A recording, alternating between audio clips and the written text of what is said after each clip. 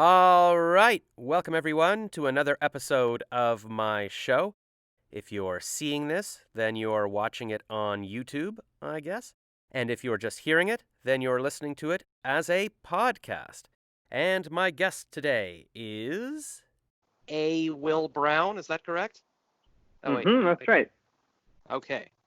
Um, and what is my name? That's an interesting question. I was going to introduce myself, but I'm like, I keep trying to come up with a new name. And even on the walk just now, I was like, you know what?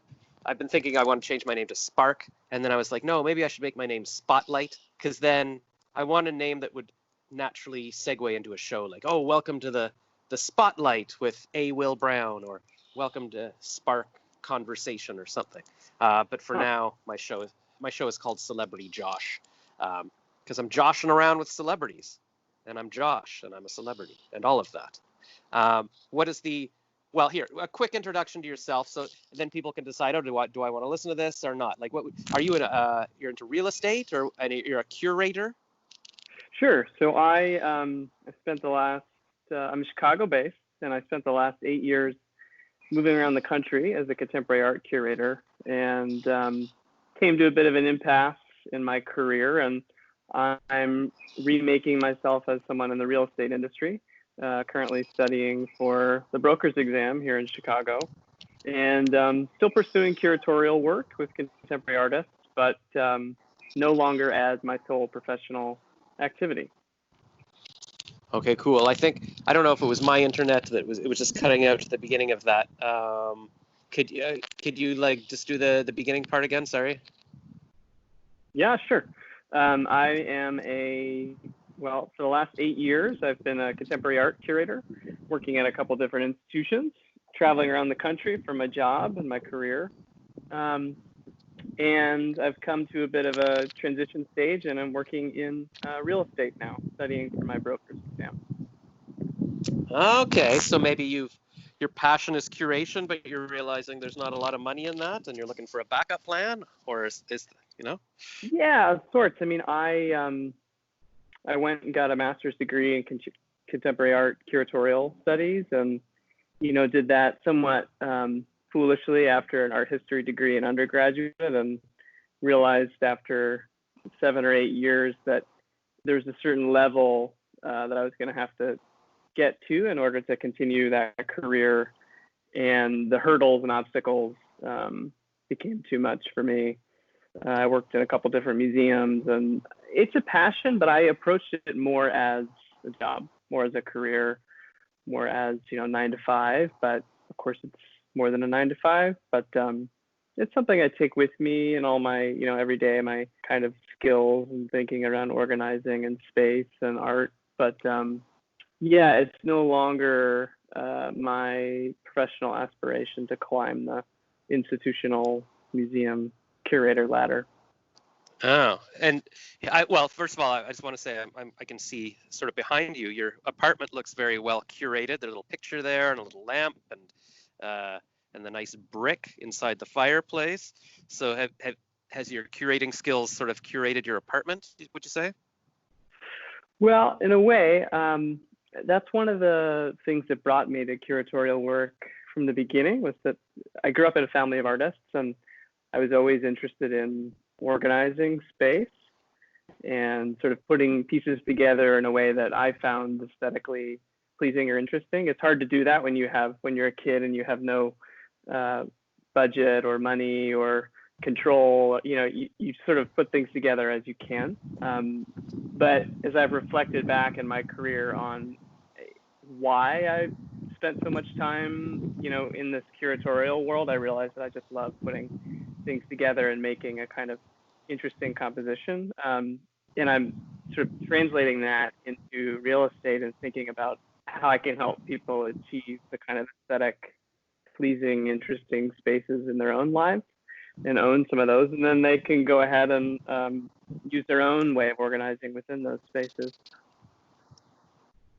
That's interesting. So for those of us who don't know, including myself, what exactly is a curator? I guess that's the kind of person who works in museums, a museum curator. So you decide what's going to be in a museum or an art gallery? Yeah. So the more kind of formal approach to curatorial work is someone who works in a museum or an institution who's organizes exhibitions. So whenever you go to a museum and you see the new Picasso exhibition, that there was one person who was sort of the director, if you will, of that, the lead kind of designer, organizer, who did all of the kind of scholarly research and academic work to bring the work together into a kind of narrative, and then went about finding and gathering all those works, obviously with the help of many people within the institution. But most completely, a curator is somebody who makes exhibitions. Okay. Yeah. Okay. So specifically exhibitions, not just like the regular everyday kind of thing at a museum or something. Or no, I guess that is what museums are. They're exhibitions. Yeah, exactly. Like every gallery you're in a museum, think about it like an exhibition, even if it's been there for 40 years and hasn't changed. Somebody put all those pieces together for a specific set of reasons. And a lot of curators who work at, say, a collecting museum like the Met or the MoMA or the Art Institute of Chicago or the National Gallery of Canada or the US, they not only organize exhibitions, but they go about acquiring objects and works of art to be part of the permanent collection. So originally, and this is turning into like a history lesson, but it's important, I think, to note that originally the word curate really meant to protect and keep and secure an object. So it's really about caretaking. And that's where it led to building collections of objects and artworks. And then it was sort of collections of objects and artworks that were about ideas. And then in more contemporary times, there's lots of institutions that don't have collections, that are curators who just organize exhibitions and borrow objects, which is what I was doing for about half of my career, was working at places that didn't have collections.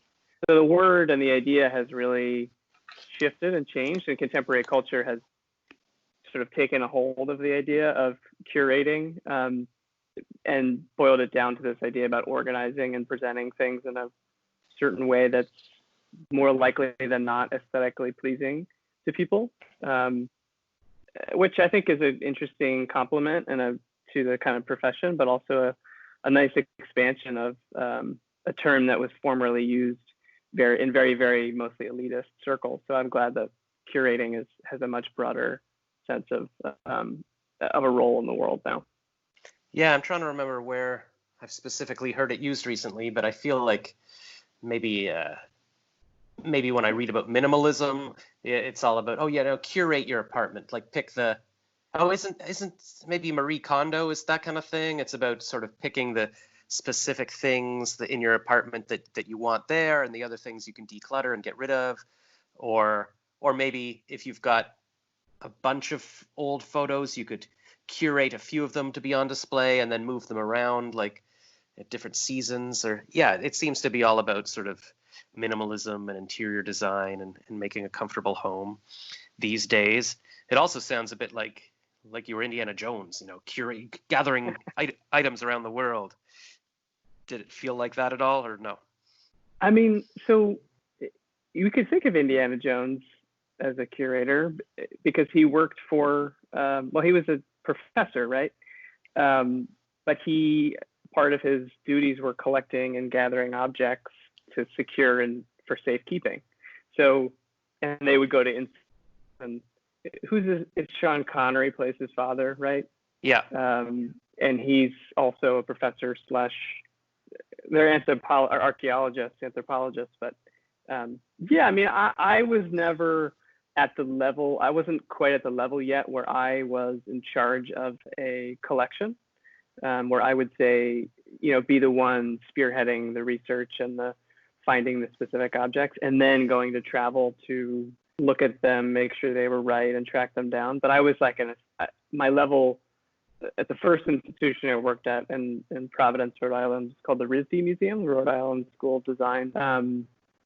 We would collect objects from, artists from all over the world. So there's a sort of finding the thing, making sure it's safe, making sure it's clean and it's in good condition, and that you have to fill out a lot of paperwork. And sometimes you go into an old, the most Indiana Jones-ish part was going into the collection at the museum and looking at everything and realizing there were things that people hadn't seen or thought about in, 10 years that had become more interesting because of current developments in culture, or because a contemporary artist started making work about, X thing that happened 50 years ago that people hadn't thought about for a long time. So it was fun to dig in. Oh, wow. Did you see the Ark of the Covenant in there anywhere? No. No. Oh, that's too bad. No, and if I had, I would have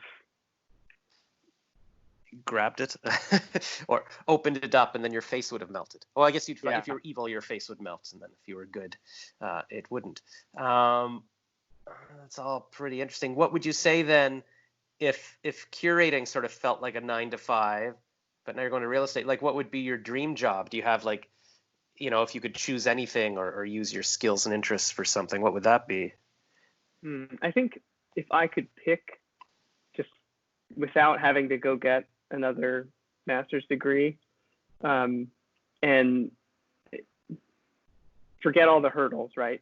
I think I would really like a couple things. One is to do some of the things that you do, which is voice acting.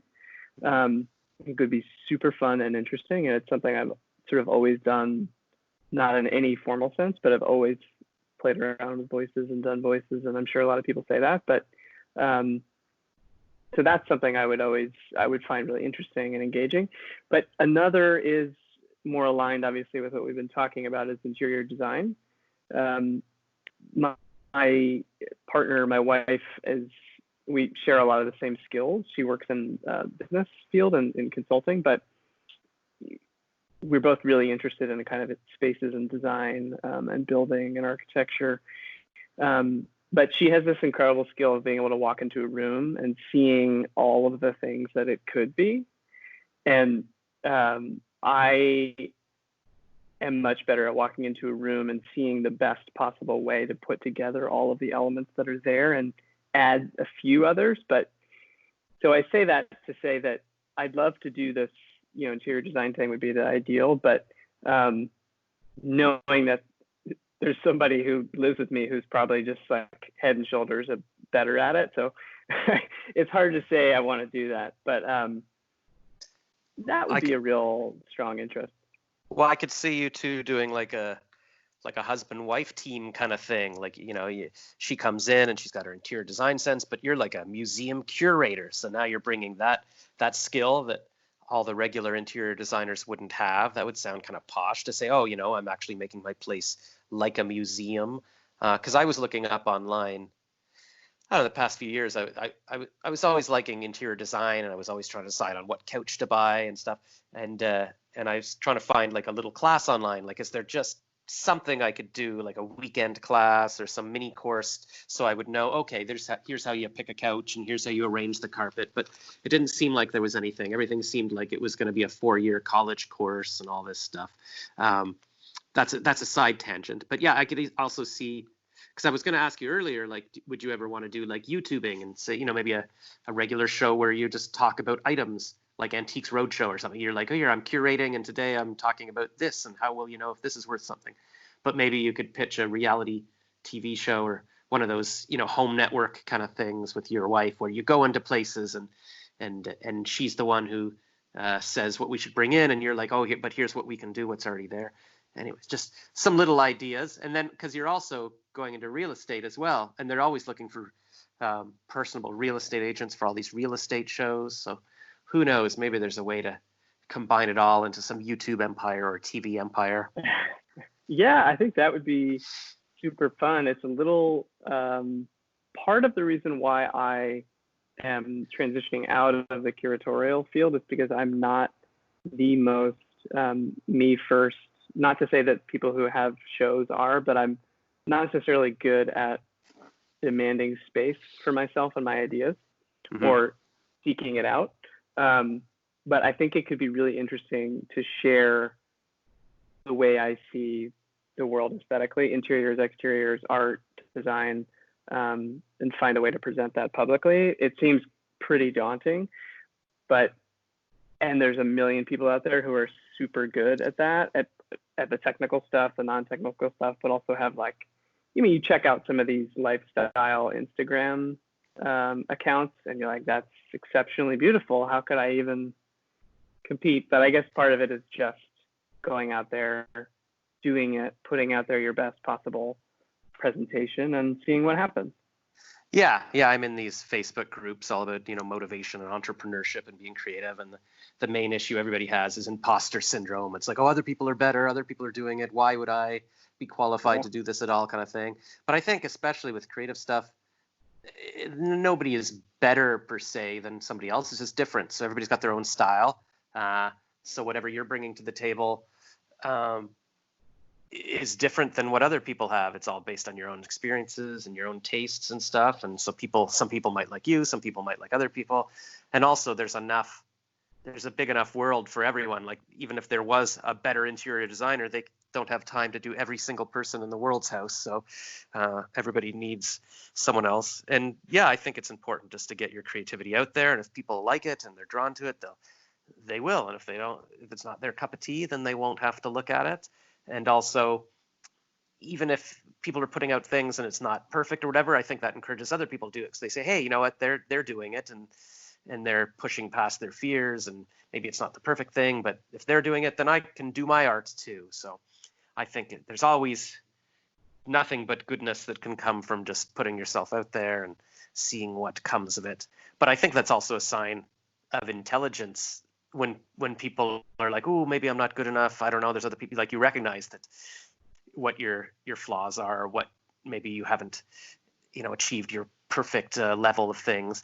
But that's the problem, because then the people who think, oh, I'm perfect, I'm great, I'm whatever, they're the ones who have the confidence to go out and do it. So I think those are they get the most attention often, and perhaps the most attention isn't the best attention.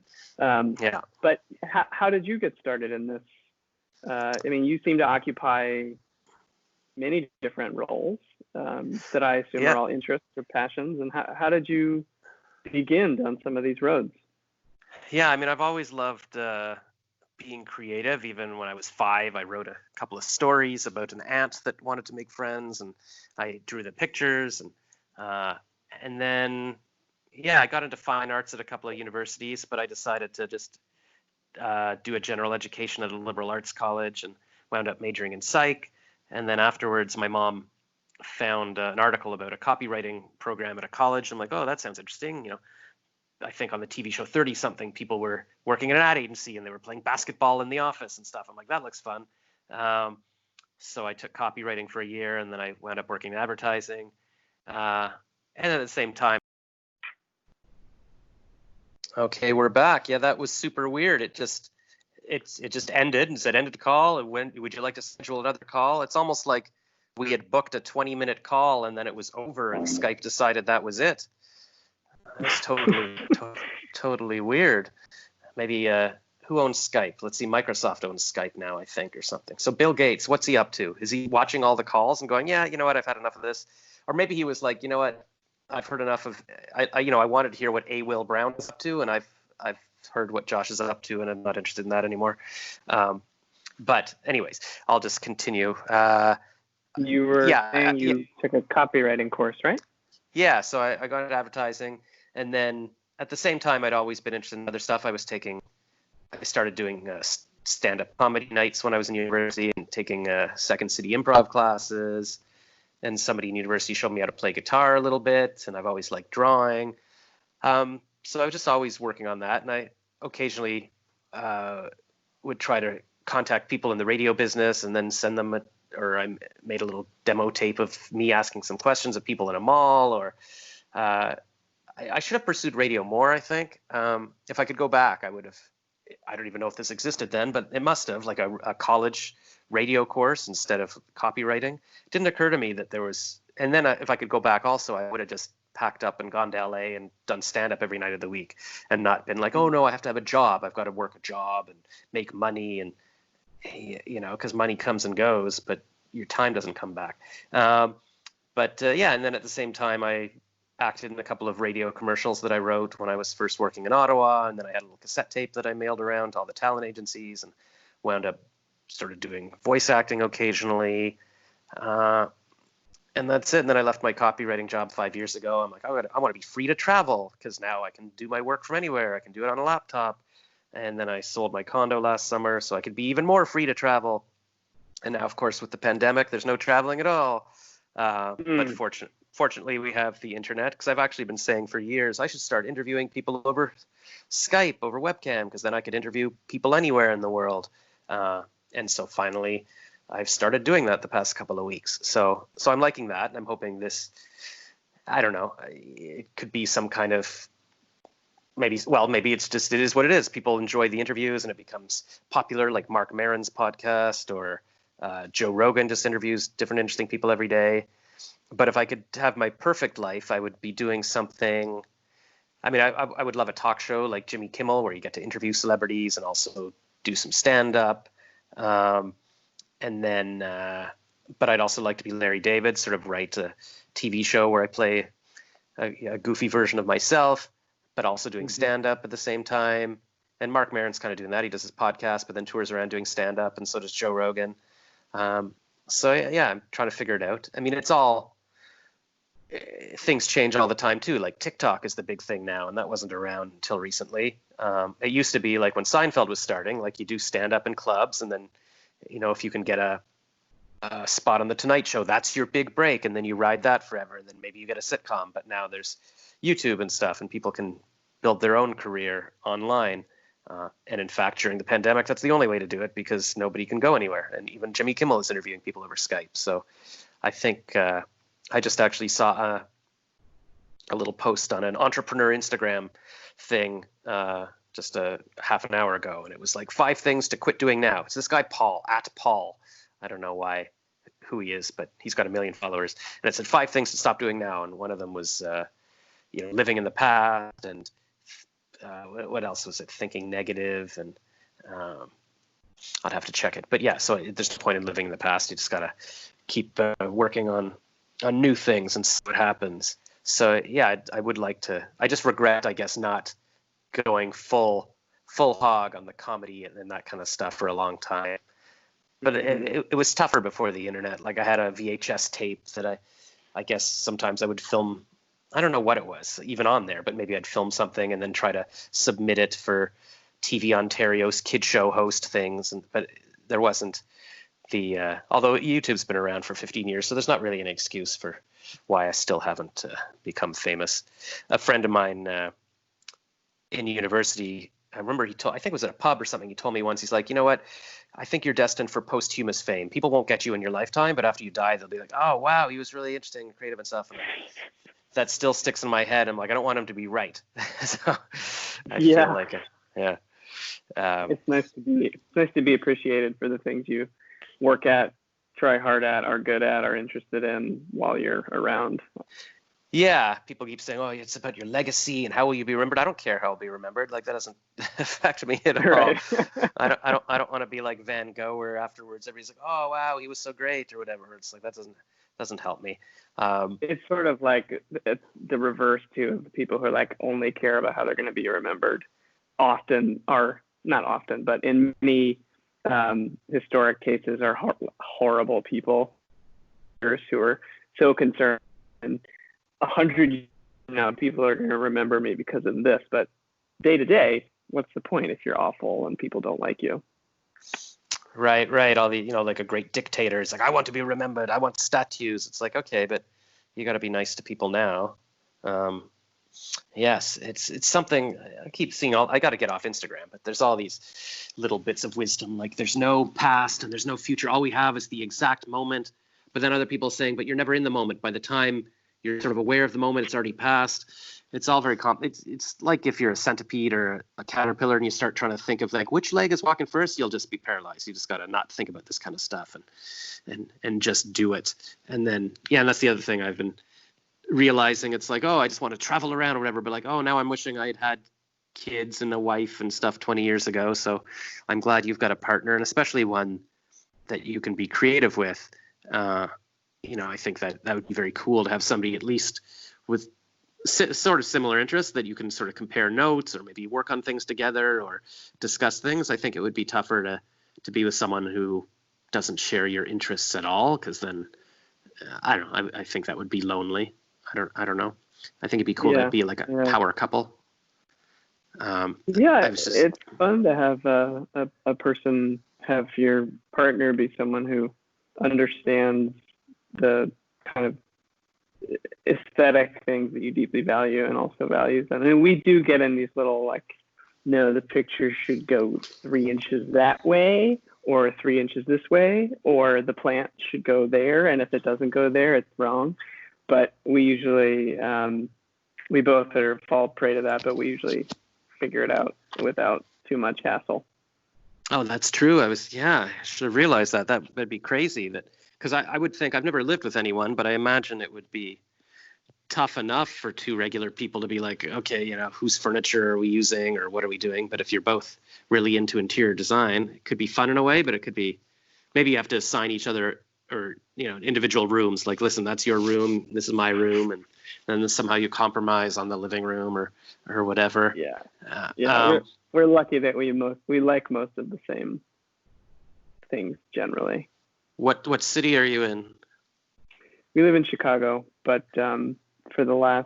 we've been here for almost a year, and the 3 years before that we were in Cleveland, and the 3 years before that we were in Providence, Rhode Island. Okay. And how did 3 years before that I was in Oakland, California, and the 4 years before that I was in Baltimore, and the 20 years before that I was in Philadelphia. Oh wow! So you've been everywhere.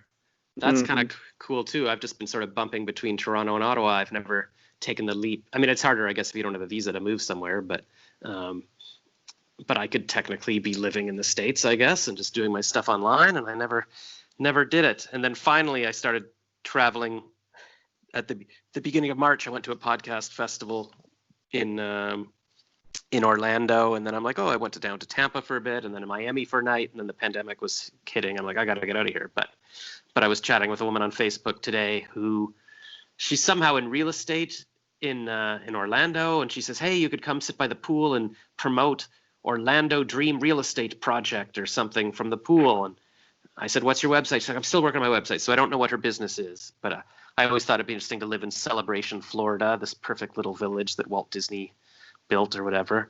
What are you going to be, like a real estate agent then, or what is it in real estate that you're doing? Yeah, I was interested initially in all of the kind of aesthetic parts of real estate, like design and staging houses, and then realized I should just get the broker's license as a kind of through line, and then can decide how to take that from there. But I'm taking my broker's exam on Monday. So I'll start as a real estate agent, and then see, how I like it, what I like about it. What if I want to? You can work in an office. You can work independently. You can use that in a lot of different ways. I could go and start doing appraisals if I wanted to. You have to get a different certification, but it's a very broad field, obviously, but it's one that has, the more work you put in, there's a strong correlation to actually getting compensated, which is not necessarily true in my past life. Mm-hmm.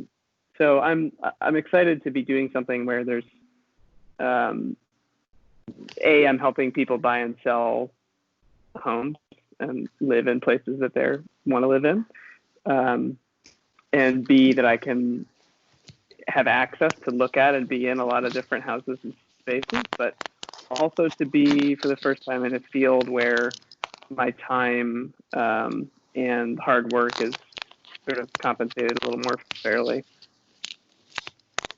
Mm-hmm. Yeah, I imagine it's sometimes in sort of corporate positions or whatever, it's almost the more work you do, people get mad because then you're making them look bad, or if it's a salary position, yeah, you could work your butt off, but you're not getting paid any more than you were. So it's kind of like socialism. You're like, well, why would I work hard then? Well, and the curatorial, curatorial work is notoriously poorly paid, in part or large part from the historic precedent that those who could afford to be curators were people who were already wealthy.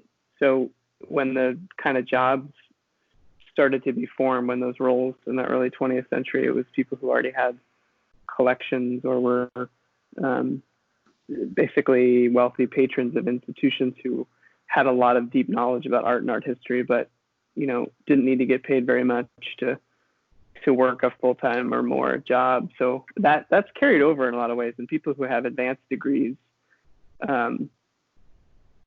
are really underpaid and undercompensated in a way that it was detrimental to me, but for many people, I think it borders on criminal in a way that it's just not sustainable and it's just not fair. And that's part of what drove me away from continuing down that path. That's too bad, because I've been thinking lately too about how people who go into fields where they're curating items or they know about history or whatever, it's all important, because otherwise how do we know this stuff? Like, to teach the history of World War II or the history of Greek art or whatever, people have to keep learning it and then passing it on, and if it just disappears, nobody knows anything anymore. So it's too bad we can't compensate it to make it viable.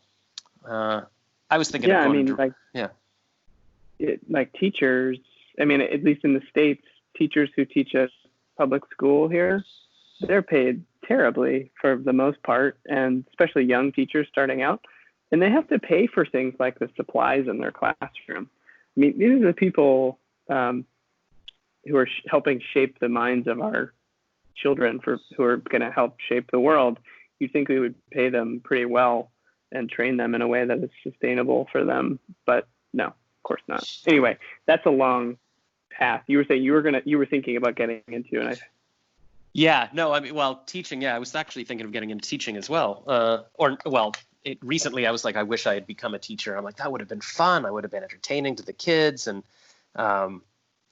because I miss school a lot. I miss the environment and being around, young minds, and then having the teachers as colleagues and growing with them. And I don't know, it also, and I'm like, so yeah, there's a lot of paths I start thinking about that I'm like, oh, I wish I'd done that. I wish I'd done that. So I regret that.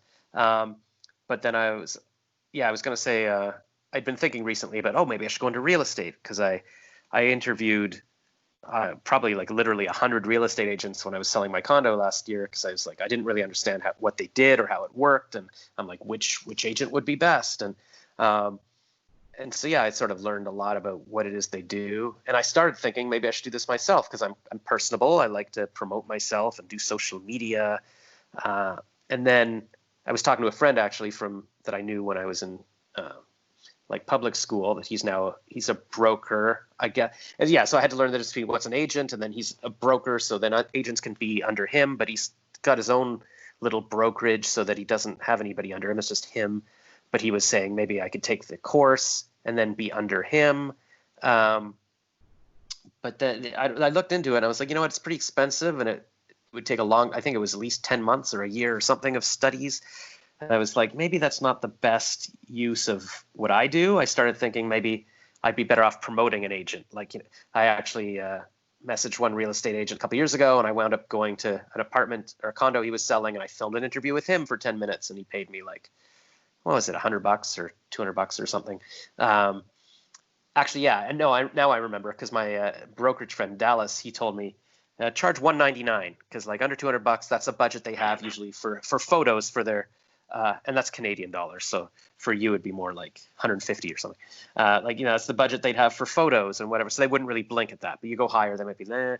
So I think I charged them $199, and I thought that was kind of fun. So maybe, because some agents do their own social media, they're really personal, they're all out there, but others are kind of like, that's not their thing. So they might appreciate me saying, hey, I'm going to come in and make a fun video for your apartment. But I haven't really pursued that anymore either. I guess almost everything I do now, I start thinking is this the best use of my time? Is this where does this represent what I want to achieve? Like, if I became the most famous real estate agent guy in the world, would I be satisfied? And probably not. but I feel like if I did become a big interviewer with a talk show, that would be kind of my dream thing. So that's why I'm trying to put my time, not that it pays me any money yet, but trying to put my time into that for now, because that's where I want to be. So it's good. And that would be my advice to anyone, I guess, listening, would be, figure out what your dream is and then work towards that. Don't spend 20 years just working at some job because you figure, I need a job and I'll work on my other stuff. I mean, you still need money and stuff, but if there is something you're really passionate about, figure out how to do that from the beginning, because you don't want to live regrets. Do you have advice to people who might want to get into curation or real estate or interior design or have a wife one day or live in Chicago? Well, before you get into curatorial work, seriously consider how much time you're going to put into your education, how much money, and how much you might get in return. And also seriously consider how competitive the field is. There are very few jobs. Those jobs are very competitive, and people who get them, if they can, tend to stay in them for as long as possible. In more traditional roles, in more contemporary focused roles in institutions, my path as someone who's moved 3 times for my job, essentially, you have to move kind of every 3 or 4 years until you get into a certain level. So if you want to move a lot, see a lot of new things, meet a lot of new people, constantly be exposed to new art, and that's a part of your kind of fabric, is going out and investigating the new, then it's a fantastic thing to do. But if you're somebody who wants a kind of stable life where you can then pursue your passions, whether it be interviewing people online or going fishing or also making exhibitions, but you kind of need the baseline of stability, it's probably not the best thing for you. Real estate, I'm just beginning. So I don't even know if I will have a license yet as of next week. But so far it seems like a field that has many, many uses, avenues, applications, and it's one that will most for perpetuity be needed, and be something where there'll be work. I'm in touch with a couple brokers here who are, I'm give them little updates. I've gotten this far through my coursework and yada, yada, yada. And they say, cool, well, deals are still happening. So let me know when you're finished. So I don't know. We'll see. It may last for me. It may not, but I'm excited about the prospect of something new that is engaged with a lot of the things I'm already interested in. Those are my advices. Be nice to people. Be nice to each other. Wear a mask if you're out in public right now. And I think that's all I got. Yeah, no, that's all good advice. What was I going to say? Yeah, in terms of the curator, yeah, it does seem like, I guess, especially with the traditional curation, that's one of the few jobs or one of the jobs where the longer you're in it, it's actually maybe a good thing. Like even in advertising, it's like, yeah, I've got knowledge and wisdom, but there's always a new crop of 20-year-olds that are cheap and hip and whatever. And so, unless you're running your own agency, you're kind of like, oh, what am I doing? And I guess maybe being a lawyer, you can grow into it kind of thing. But it seems like it'd be cool to be an old wise curator and have all, because, you have more knowledge and history. Like that'd be kind of cool. And it would be cool to travel around and find art and stuff. I guess if you had a wife that wanted to do that too, that would be cool. And then real estate. Yeah, I can't remember what I was going to say about that, but I'm sure you'll get your license. I met a lot of real estate agents that were maybe a lot less, let's say, qualified than you. So it seems like there's a very low bar to get into real estate. That's why there's so many real estate agents, and they were all telling me how they're in the top 1%. But I'm like, you can't all be the top 1%. I don't know how any of this works. But and I think the top 1% is changing pretty constantly. Even if they are, that tomorrow they might not be. It's a weird. A lot of people rotate in and out of the field, or do it for a year and then are dormant, or sort of do it, and it seems so different from what I'm used to, but in terms of the career. But that's I'm looking for something that will allow me to, take a month off and go on a trip when I can go on a trip again and go do something. But yeah. Yeah, I was gonna say. What was I gonna say? Oh yeah. Well, first of all, that reminded me of, like I listened to a lot to the Ben Shapiro podcast. He's this conservative podcaster, but he talks a lot about the 1%. He's like, what people don't realize is there isn't. It's a fluid thing. It's just a statistical thing. So it's not like there's 100 people that are the 1% and they never leave. People go into the 1%, they come out, people get rich, they lose money. So it's a fluid thing. It's just, there's always going to be 1% of something that is the top 1%, like whatever. So first of all, and then, yeah, it does seem like a good field for you because it is, you control your own destiny. You can decide if you want to work, you can decide if you want to go away. If you hustle, you control how much you're making. And yeah, if you do get a sale and you get 20 grand out of it, it's like, boom, that feels like you've actually done something rather than busting your butt for $5 an hour or whatever. So I think you'll enjoy it. But the other thing I was going to say is that it's not a bad thing to say you tried curating and then maybe you changed a bit and maybe the career changed a bit and now you're trying something else. And there's new ways to do real estate now with technology. So I think people can always change and adapt, and I should sort of embrace this myself too, just because I'm like, oh, I should have done this 20 years ago. Well, maybe that wasn't possible 20 years ago. Even doing conversations like this wasn't possible until recently. So yeah, it's totally cool to decide, hey, I want to try something else now.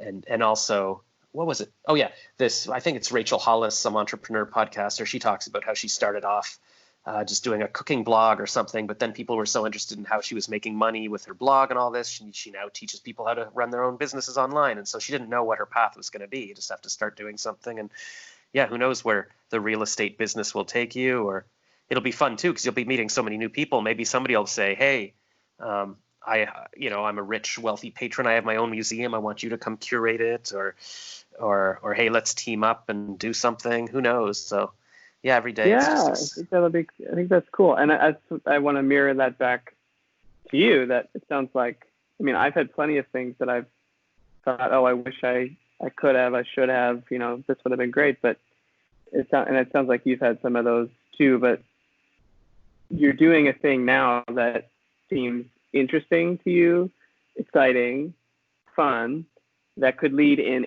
as many directions as there are as people who you talk to who have 10 directions each person, and it aligns with your long-term goals. So I think that's great and that's exciting, and fruit will come of all these interviews for sure.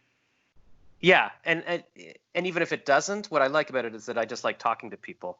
Well, that's one of the fruits. Yeah, exactly. So yeah, even if it doesn't make money or whatever, it's like, this gives me an excuse to talk to people I wouldn't otherwise, I guess I could be doing the lunch club thing and chatting anyways, but this gives me recording conversations like this also allows me to talk to people, but also make content out of it. I was on a plane to Israel 5 or 6 years ago, and I was, I had a job. So I'm like, I'm going to fly first class so I can sleep well on the plane and everything. And the girl behind me looked familiar, and I Googled her, and I'm like, oh my God, it's Bar Raffaele. Used to be like supermodel, Leonardo DiCaprio's ex-girlfriend. And I texted a friend, and he's like, oh, she was just on the Howard Stern show. And I told myself, when I get back to Toronto, I've got to have got to start my own podcast or something, so my own show, so that next time I meet a supermodel or anyone interesting, I can be like, here's my card. You got to come on my show. And so now I've got my little show.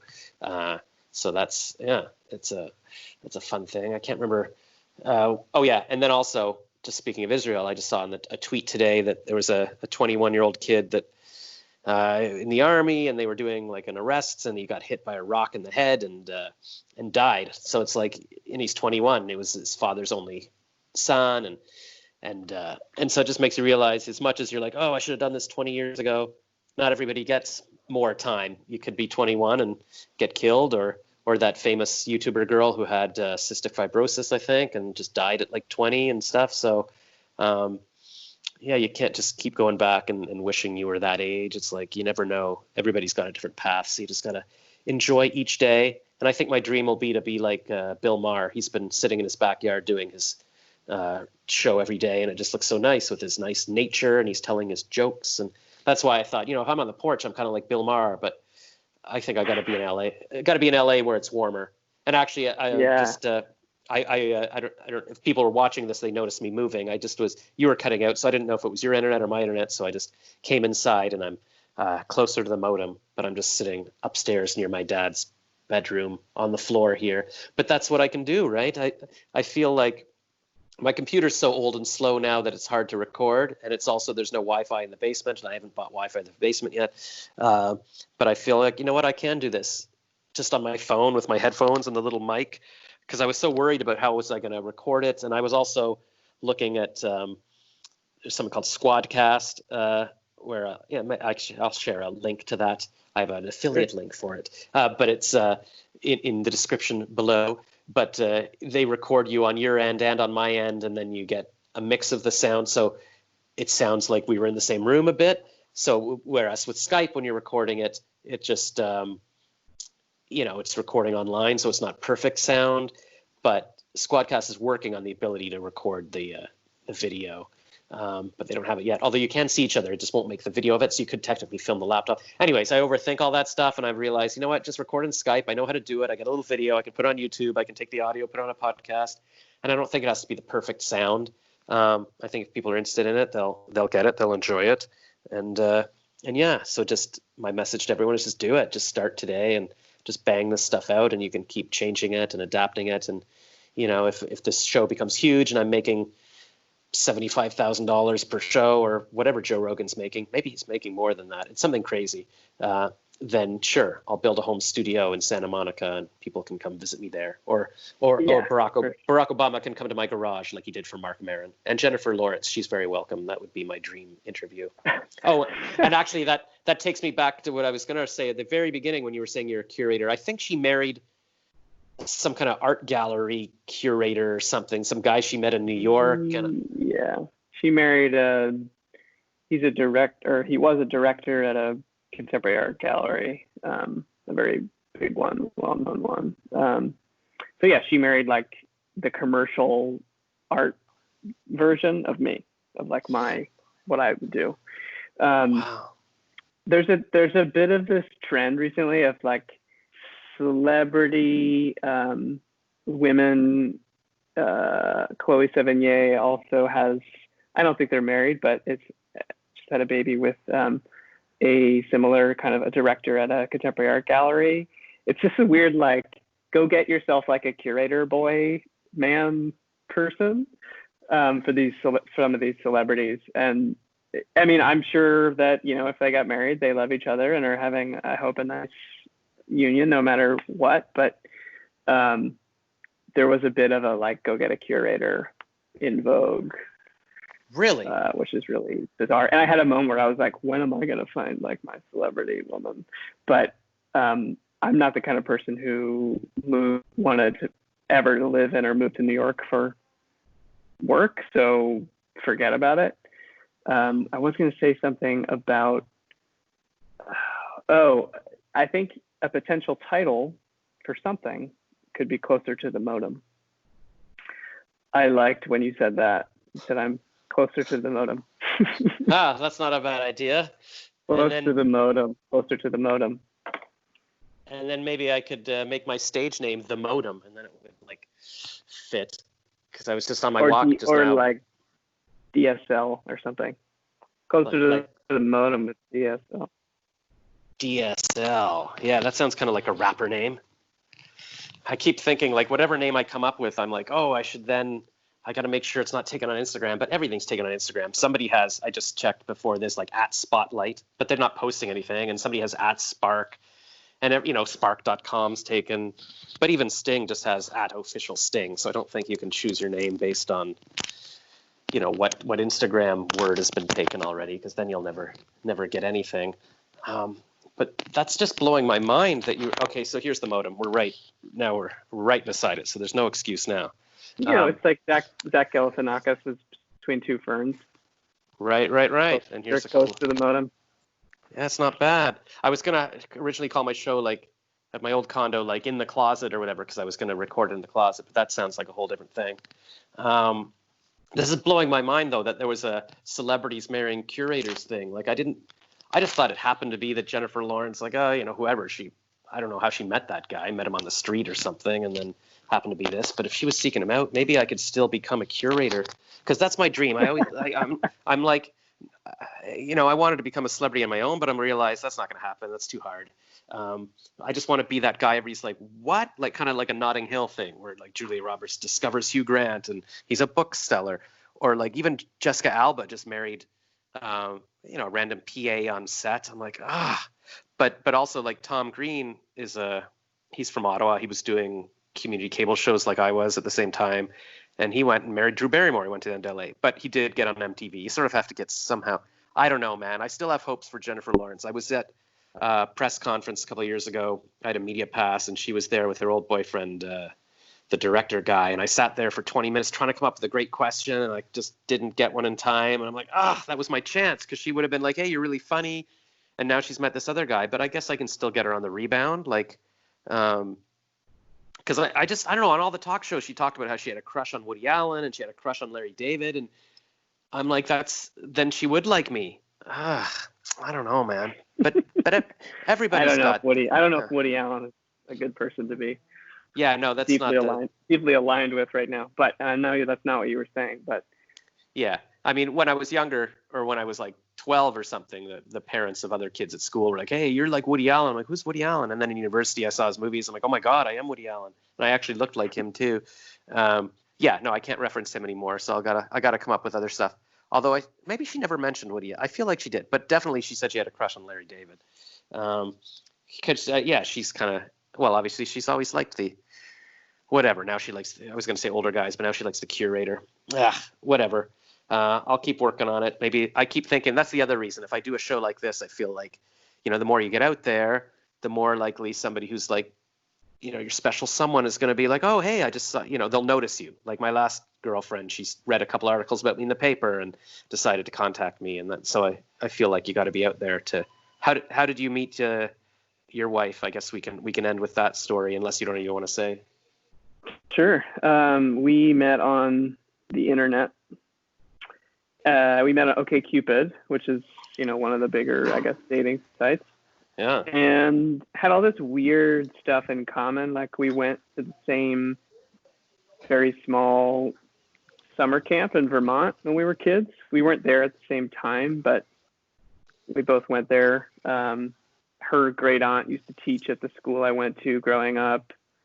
And then we had some other family friends in common. So we didn't know each other, but we had these sort of touch points that made it really much easier to kind of lay down an initial trust and an initial sort of I understand you as a person or as a person in the world.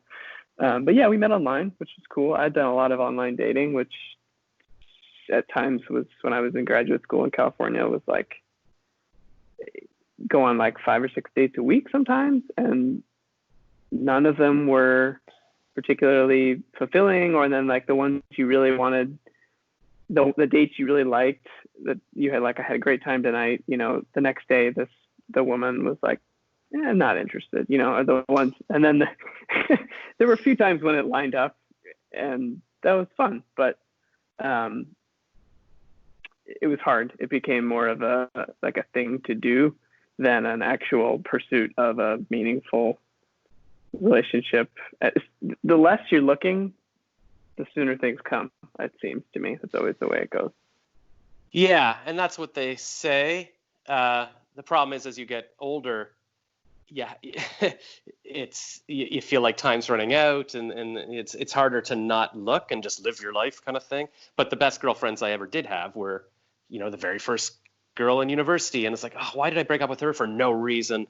You just think, I'll see what else is out there. I think I realized I just hurt myself for no reason. I push myself away from things I like. I don't know why. But then, over the years, I used to meet people at bars, but then online as well.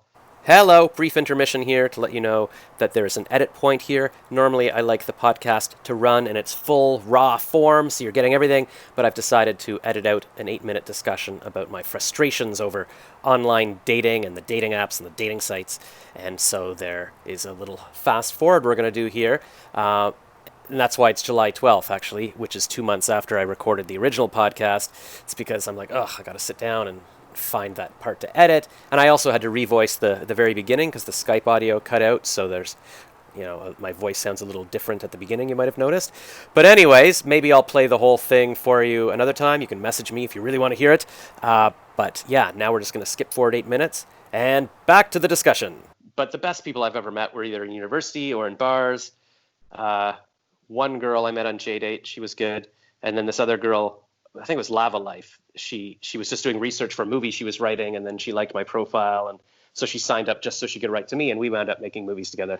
And then my last girlfriend, she read an article about me in the paper about eco dating, and then she's like, oh, he's just looking for dating. But then a year later, she saw another article about me in the paper, how I pick up litter, and two of her friends sent it to her. She's like, yeah, okay, I better email this guy.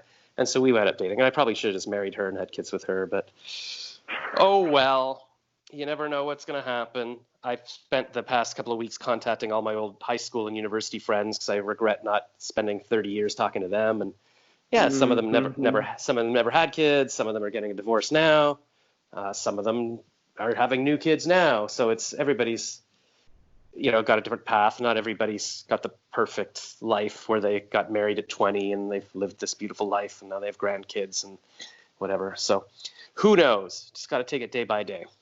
Half of those people are unhappy and bored anyway, Well, that's what everybody tells me. Actually, I contacted my another old girlfriend that I dated briefly, and then this other guy in my comedy troupe wound up dating her, and she's like, yeah, she's got a couple of grown kids, but I think they've got special needs, and she's like, ugh. And I'm like, some people, I've met people lately that are younger than me or I met a woman who's got grandkids, and she's like, yeah, no, I told them no kids for like 15 years, and yeah, so what did she say? She was common law for years, and now she's divorced. So yeah, I think even everybody says the grass is greener. Like an old best friend of mine was like, oh, I envy you. Like he's got a couple of new kids, and he's like, but if I didn't have the wife and kids, I could be playing poker, I could be playing hockey, I could be doing all this stuff. So the grass is always greener. And I'm sure if I'd gotten married 20 years ago and I was where I am now, I'd be like, oh, I could have been on Saturday Night Live, and it's all because I got married and had kids and whatever. So you never know. But I think everywhere there's an alternate path where it's worse than, I could have gotten hit by a bus 20 years ago if I had done something different or whatever. Yeah, right? So you get hit by a bus tomorrow. Exactly. Walk outside. I have one. This is all reminding me of one. It's slightly misplaced, but story about fame/non-fame, which is that it comes from anywhere and nowhere and all angles, and you never know. And that I got a call one day from a casting agency while I was assistant curator at a museum, and they were like, we are really interested in talking to you because we have a role that we think you might be really good at, or like we're just interested to hear if you're interested in this. And I called back and I was like, I don't know who you are. I thought it was spam. I don't know who you are, why you're calling me, but I'm interested to hear what you have to say and they sounded legit. And then I looked up the agency and the person, and they were real. And they were like, we're casting for Queer Eye. And the next Queer Eye is going to have like an art guy, like an art person. And we think that you'd be a perfect person to try out for. And what I didn't say is that they first didn't tell me it was Queer Eye, but they were like, casting for an all-male TV show that has 6 guys that do different things. And the one that we like for you is to be the art kind of cultural entrepreneur representative. And I was like, cool, let's do it. And she was like, okay, there's one thing. Are you gay? I was like, is it really a prerequisite? And she was like, yes, because it's a Queer Eye. So you never know, like when some weird shit's you're gonna get a weird call. But I had this moment where I was like, oh, I had my opportunity to maybe be famous or do something really cool and bizarre in public life. But oh well, I just couldn't do it for this one little detail. Oh, I thought you meant they were looking like the Queer Eyes were going to make you over, but they were looking for you to be one of the Queer Eyes. Yeah, they were like, oh, they found me online and they were like, oh, this guy is interesting. he's totally gay, and let's get him cast for this show. And then they talked to me, and they're like, oh, you're not gay though. This sucks. Wow. And it seems like that should be illegal, like to just not let you do something because of that. Kind of. I think she was much more sensitive about the language and why, but I do appreciate that if I was on the show and wasn't, then I would be basically playing. It would be offensive for me to be pretending just so I could get this role, when there's plenty of actually gay guys, or queer guys rather. I don't know so much about the show, but who are as interesting or as culturally whatever as I may be. Yeah, no, they wouldn't be in short supply for gay curators or whatever. Wow. Were you tempted though to go, yeah, sure, gay, whatever? Yeah, I was like, can I just pretend? And she was like, no, because you told me I can't. Like, see, that's the thing. If you had just said yes, what are they going to do? We need to see you have sex with a man to prove it? Like, what do you do? Yeah. But it would have been like the movie Tootsie. At some point, you would have had to reveal yourself or something, like, wow. Yeah, can you carry on the lie? 10 years later, I'm like, I've changed my identity back straight now. I didn't want to get into all that crap. I was just a casting call, right? They probably had 20 other people. So who knows? Would be fascinating though. Like it would be a good movie, the story of that. And then, of course, like in Tootsie, you'd meet a woman and you're like, I'm in love with this woman now, but you can't because you have to be gay. And also, I guess it would ruin your ability to meet women because they'd all assume you were gay because you're saying you're gay. Oh, it would be a whole thing. Hello, me again. It's the day after I was editing the other part out, and I'm like, you know what? I'm going to edit another part out because, I don't know, jokes and sarcasm, they don't seem to come across very well these days. So we're going to skip ahead 1 minute and 20 seconds and back to the podcast. But you do have kind of a Christian Bale look. I would cast you in something. Well, thank you. That's my hair inspiration right now. The Batman, Christian Bale Batman hair. Oh yeah, or American Psycho too. Have you seen that movie? No, I have. Cool. Well, maybe you could be my. Did you say that's the bad Christian Bale? I mean, yeah, he's a horrible human being, but oh right, he did good. He did a good job. Right. Also, another lesson for don't be a serial killer, people. That's a bad thing. I'm not condoning that at all as well. That was shot in Toronto, though. Oh, yeah.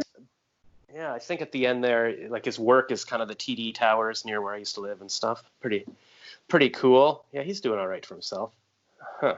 Maybe he'll come on my show sometime.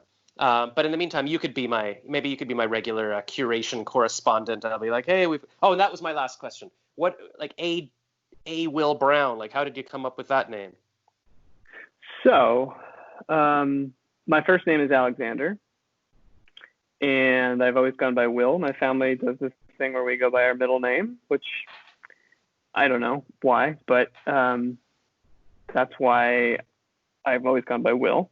But in graduate school, towards the end of graduate school, this group, I think I maybe had already started calling myself A. Will just because I kind of liked it. But this group of artists took over an art space that I had been working at prior.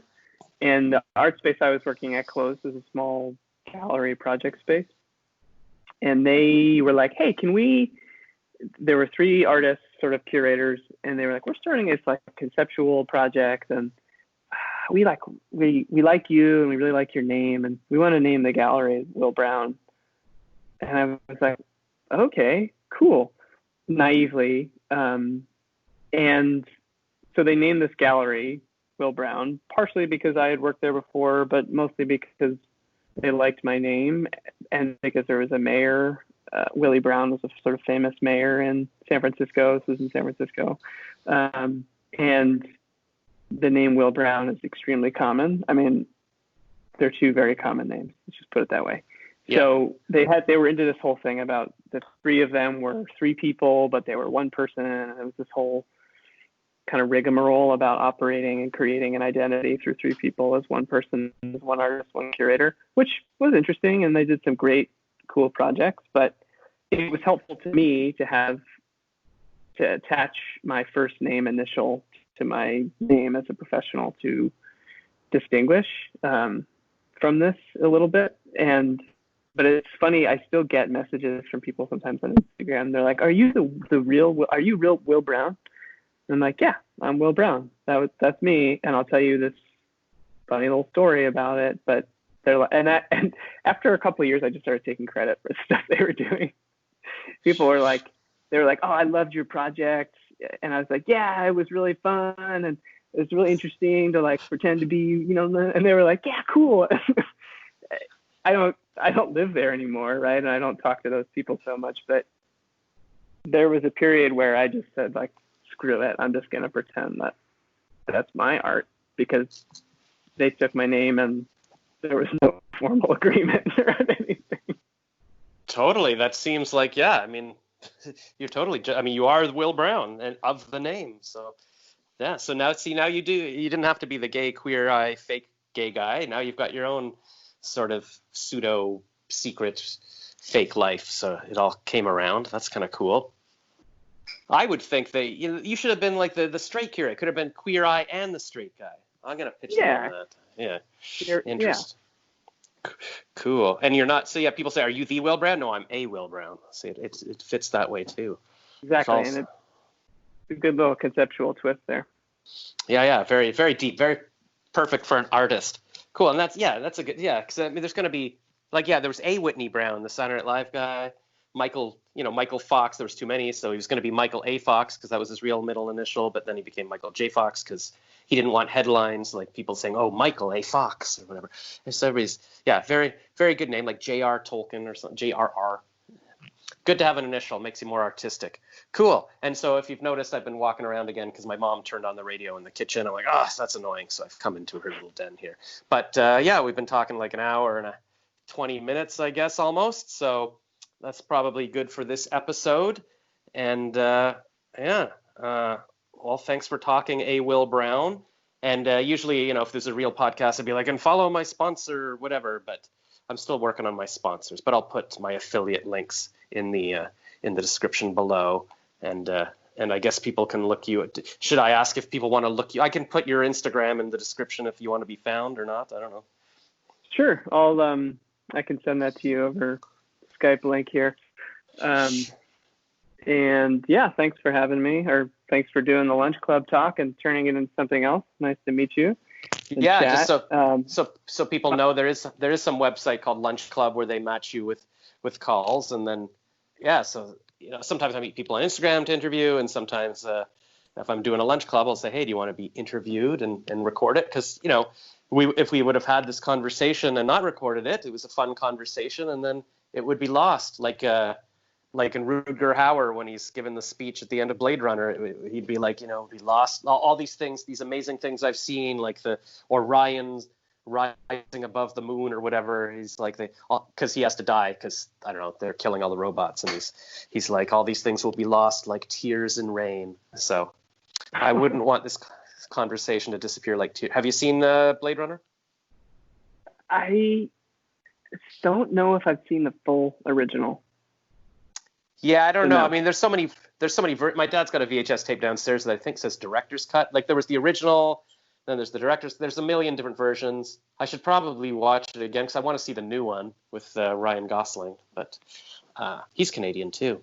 And also, I was going to say earlier, like Ryan Reynolds, he married, or at least he was dating Alanis Morissette, and then Scarlett Johansson, and now he's with Blake Lively. So he went through Hollywood as well. And the one guy in Hollywood that surprises me that gets all the dates, and maybe he's just the one single guy or the one straight guy. What was his name? From that 70s show, kind of like he's not Asian. What is he? What is his ethnicity? Like sort of dark hair. You know who I'm talking about? The guy who just, for some reason, his name's like Vladimir or. Wilmer. Yeah. Valderrama. Is that who that is? Yeah. He played Fez. Yeah. Okay. So Fez, what was Fez supposed to be, like Indian or something? I think so, but I think he's like South American. Right. Well, he had some kind of exaggerated accent, much like, isn't there a character like that on The Big Bang?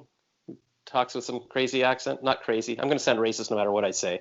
But anyways, for some reason, this Wilmer Valda, whatever, I don't think he's done anything since 70s show. Like, you wouldn't know. I can't even remember his name. But I think he's known as this sort of guy that's been dating all the hottest starlets. And they're like, how did that happen? But I don't know. Maybe it's because every actor in Hollywood is gay. I mean, because why not? Because they're all gay in theater school. Everyone. But then suddenly in Hollywood, nobody is. It's like, really? Anyways, that's my rant about that. When your professional capacity is pretending to be other people, you may be any number of identities, and maybe, who knows how. That's a world that I met Joaquin Phoenix once, and I wanted to ask him a million questions about how weird it is to play all these roles so seriously. And then I was like, you know what? I can't imagine what's going on in that guy's mind sometimes, about being other people and how that informs your own sense of self. And I don't know. Seems strange. It probably does affect you, because they say just the simple act of like smiling actually tricks your body into being happy. So you're supposed to do that. Or Tony Robbins talks a lot about that, like just change the way you stand and feel and whatever. So if you have to fake doing something for 3 months and get into this thing, it would probably mess with your head.